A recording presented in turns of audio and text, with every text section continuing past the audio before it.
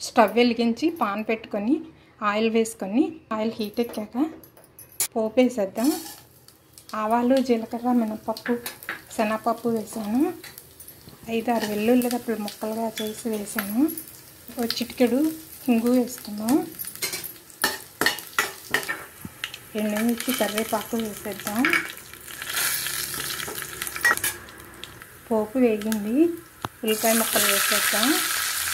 చిన్న కప్పులు కొంచెం బాగా వేయించుకోవాలి. ఉల్లిపాయ ముక్కలు త్వరగా వేగడం కోసం పైన కొంచెం సాల్ట్ జల్లేద్దాం.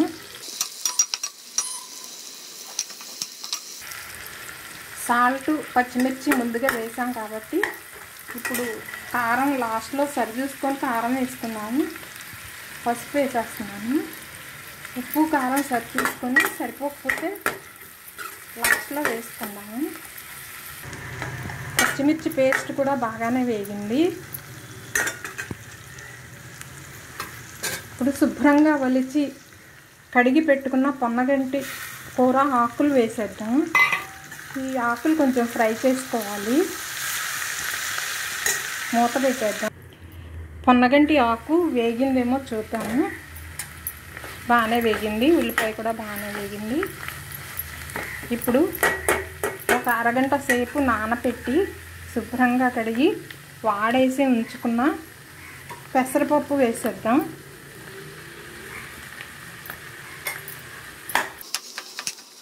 మూత తీసి ఒకసారి కలుపుకుందాము.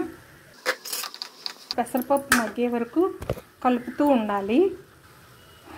బాగా వేగిన తర్వాత ఉప్పు, కారం సరి చూసుకొని సరిపోకపోతే రెడ్ చిల్లీ పౌడర్ కలుపుకోవచ్చు. కారం సరిపోకపోతే, ఉప్పు సరిపోకపోయినా సాల్ట్ ఏదైనా కలిపేసుకోవచ్చు. మూత పెట్టేద్దాం.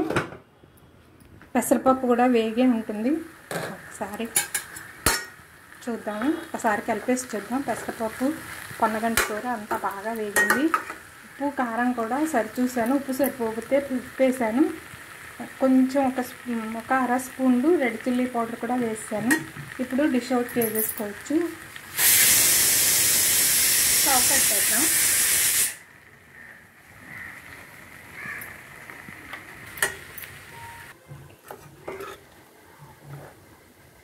ఎంతో టేస్టీగా పొన్నగంటి కూర పెసరపప్పు ఫ్రై రెడీ అయిపోయింది. ఇప్పుడు డిష్ అవుట్ చేసేద్దాం.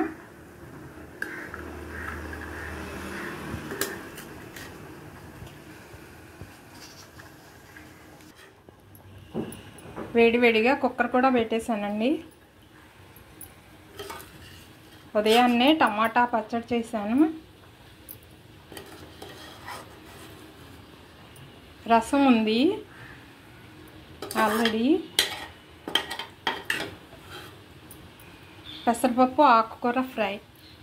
ఈరోజు మాకు లంచ్లోకి ఇవేనండి specials. Thank you for watching.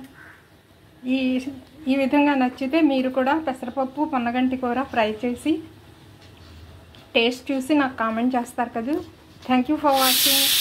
ఈ వీడియో నచ్చితే please like, share and subscribe.